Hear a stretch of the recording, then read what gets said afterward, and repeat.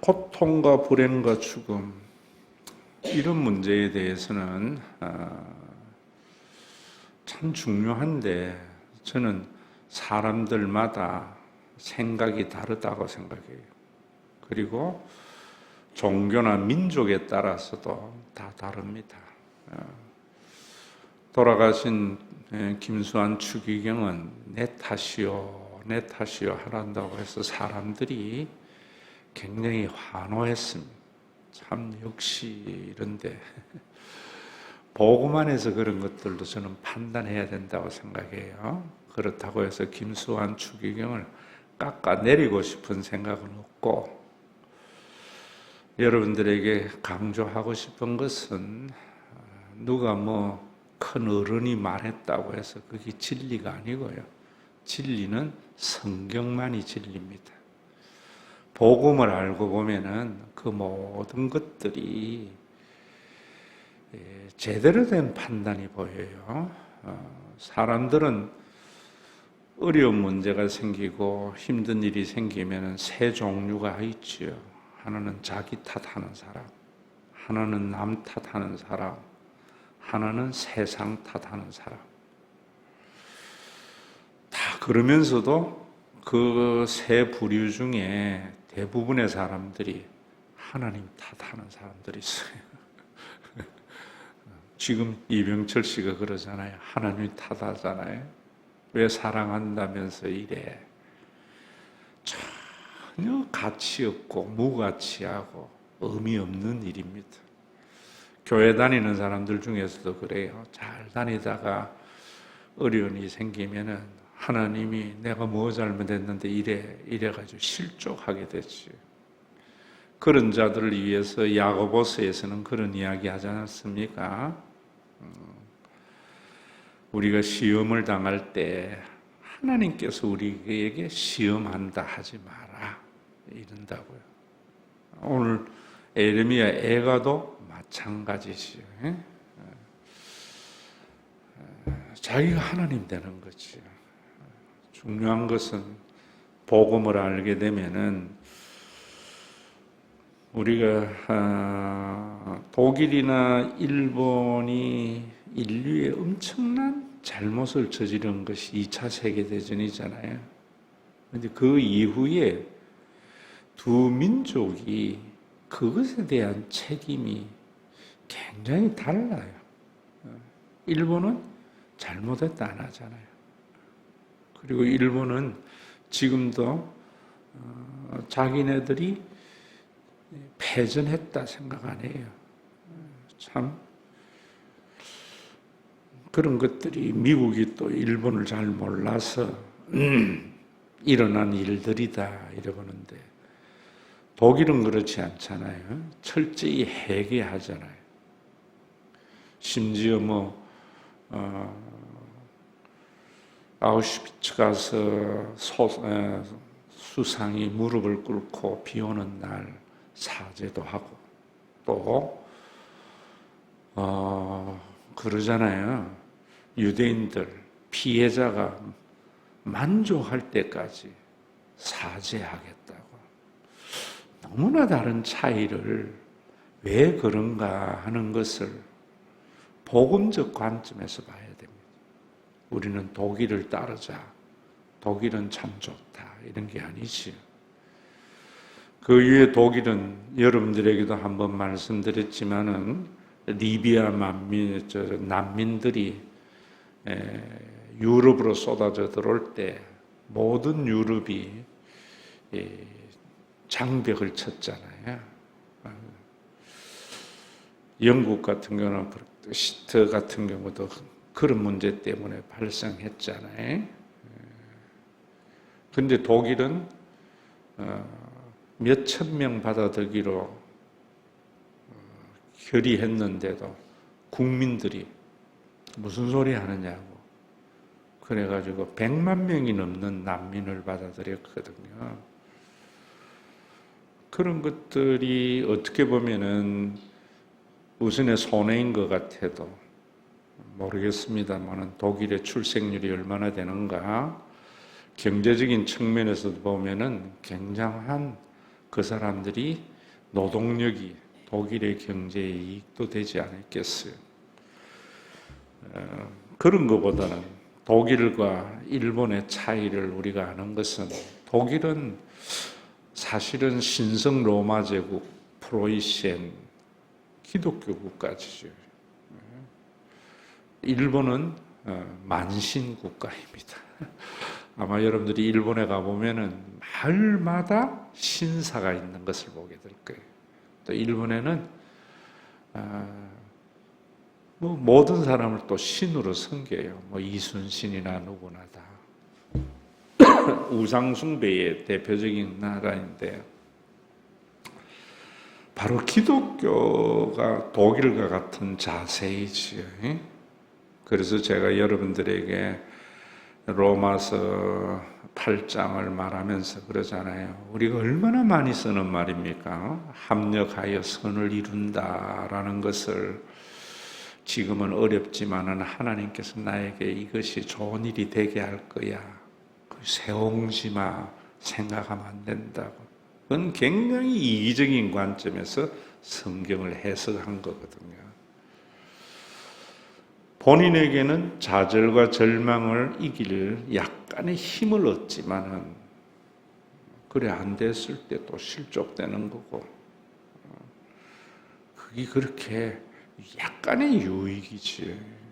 세옹지만은 우리 인간에게 절대적인 진리는 약간의 힘이 아니고 근본적인 문제를 해결하는 그런 능력과 힘이 있다고요. 제가 여러분들에게 성경 해석을 이런 걸 이야기할 때에 저는요, 참 알게 하신 하나님에게 너무나 감사한데 여러분들은 그 가치를 얼마나 알란가 이런 생각이 들 때가 있어요. 아주 단순하잖아요. 콜로무스 달걀. 어떻게 달걀을 세울 것인가? 적도에 가면 세워지지만 적도가 아닌 데는 절대로 세울 수 없잖아요. 그런데 깨뜨려서 세우는 것은 너무나 쉬운 거잖아요. 성경도 마찬가지입니다. 저는 합력하여 선을 이룬다라고 하는 것도 참 그러면 얼마나 이기적인 인간이 되겠어요. 기독교인들이. 내가 이 고난을 통해서 인간이 되겠구나. 성경은 하나님은 고난을 통해서 사람이 사람 되게 하는 것이 이 하나님의 마음을 알아야죠. 그래서 오늘 에레미야 애가에도 보면은 그러잖아요. 하나님이 근심하게 하나 풍부한 인자하심을 따라 긍휼히 여길 것이라 그러면서 주께는 인생으로 고생하게 하시며 근심하게 하심은 본심이 아니다. 전 참 너무 좋아하는 말씀입니다. 하나님은 우리 인간에게 근심하게 하는 것이 하나님의 본심이 아니다. 부모님도 그렇잖아요. 우리는 뭐 해주는 것이 사랑이라 생각하는데 그러니까 괴물 만들어내잖아요. 어려울 때 지켜보고 그래서 유다스의 제가 친백성이라는 이야기도 자주 하는 이야기잖아요.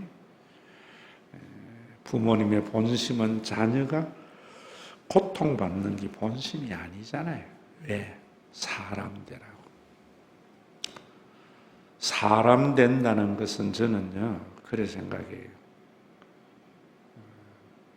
사람과 괴물의 차이는 요즘 정치권에서 빌런 소리 많이 하는데 차이는 뭔가 공감의 능력이 있느냐 없느냐.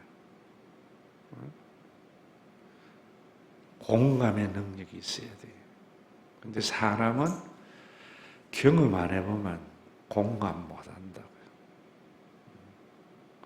예배 전에 잠깐 김정혜 권사님도 뭐 같이 때 하는데 영웅이 이야기하면서 그런 말씀 하시던데 인간은 공감의 능력이 있어야 돼요.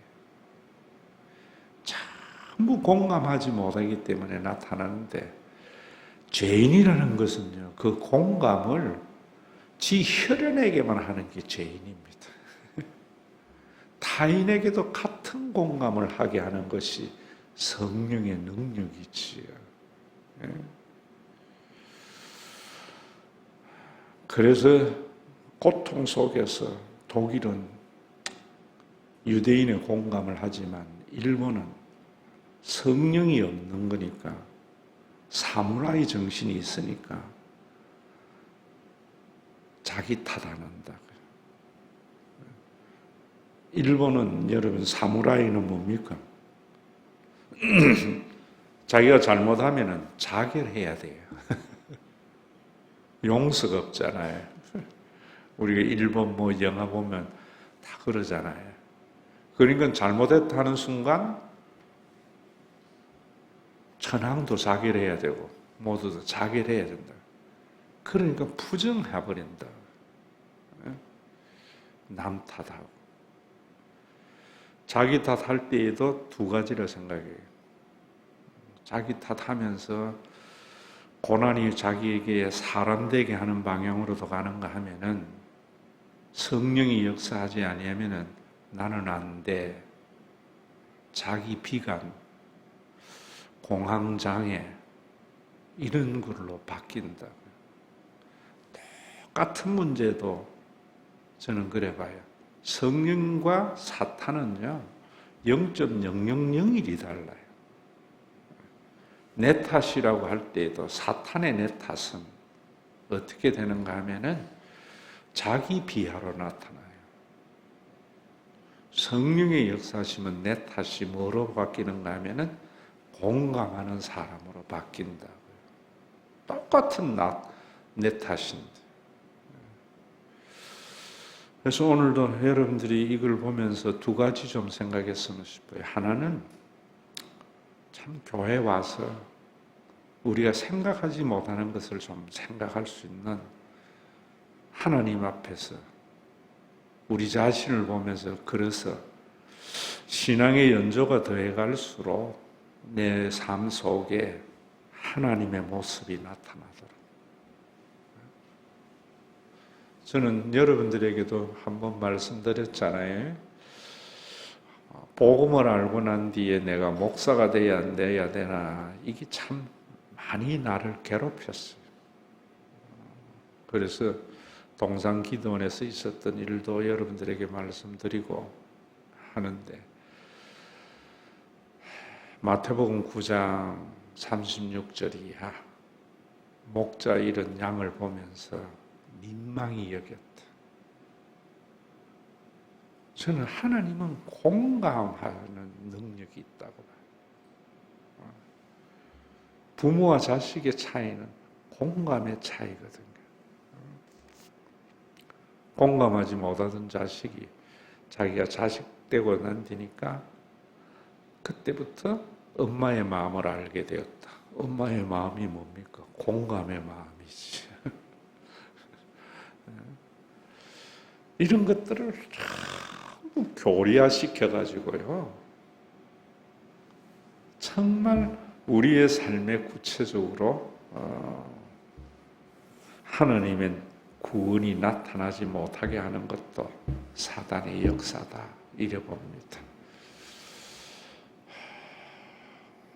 이런 걸 보면서 여러분들이 참 감사하구나, 이런 생각을 가져야 되고, 또 고난에 대해서도 절대로 한 가지 여러분들에게 좀 말씀드리려고 하는 것은, 하나님께서는요, 개인을 심판하지 않아요. 자꾸만 교회에 오면은, 예전에는 뭐 했는가 하면은, 그래서 네가 그런 거야. 그게 통하면은 가스라이팅이 생깁니다. 그러면 내 탓이 잘못되게 된다. 하나님은 개인의 잘못에 대해서는 70번씩 7번이라도 용서하신다.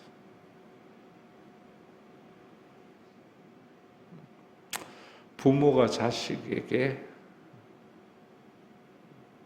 70번씩 7번도 용서하잖아요. 근데 하나님께서 심판하는 거 뭔가? 이거 하셔야 돼요. 하나님은 내 개인적인 잘못이 아니고요. 공동체가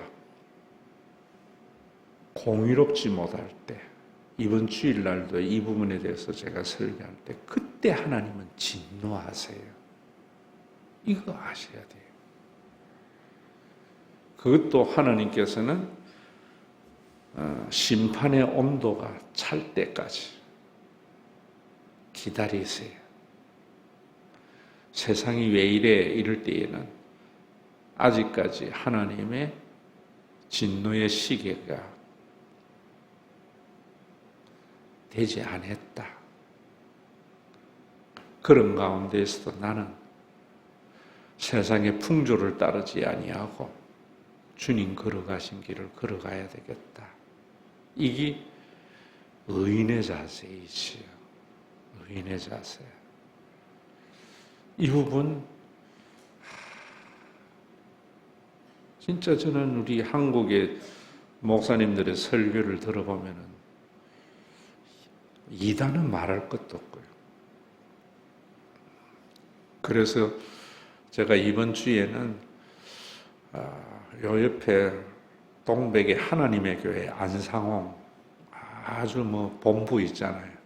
그래서 안상홍 예전에 한번 했던 거예요.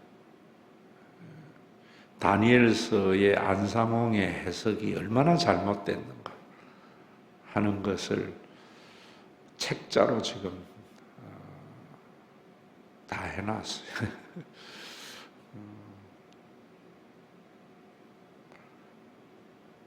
오늘도 우리가 이런 부분에 대한 생각, 하나님은 어떤 부분에 참 저는 교인들이 저에 대해서 무슨 이야기를 할 때에 그냥 말 안 하지. 자기 수준에서 생각해요. 자식들이 부모를 자식 수준에서 생각하듯이. 부모가 자식이 잘못했을 때 다 용서해요. 그런데 용서 못하는 거 있잖아요. 용서 못하는 것은 지만 알고 가정에 유익이 되지 못할 때 부모는 화나요. 저는 교인들이 내 욕하고 오해하고 내 개인에게 이런 거는요, 잠깐 기분 나쁘고 아무것도 안 해요. 그런데 언제 화가 나고 용서 안 되는가 하면은 교회에 유익이 되지 못하는 일들 할 때. 그거는 저는 이때까지 용서 못해요. 나에게 암만 이익이 되더라도. 우리 교회에 암만 헌금 많이 하고 잘해도요. 그게 교회의 유익이 안 되면 저는요, 절대로 받아들이지 않아요. 그래서 교회의 유익이 되지 않는 게 자기의입니다. 자기의. 교회는 항상 은혜로 해야 돼요. 그래서 금년에 여러분들이 우리 교회 기도문 이거 참 깊이 생각해야 돼요. 저는 이렇게 성경에 이렇게 딱 해놨거든요. 나는 해놨는데 여러분들은 어떻게 했는지 모르겠어요. 그 4가지 보세요.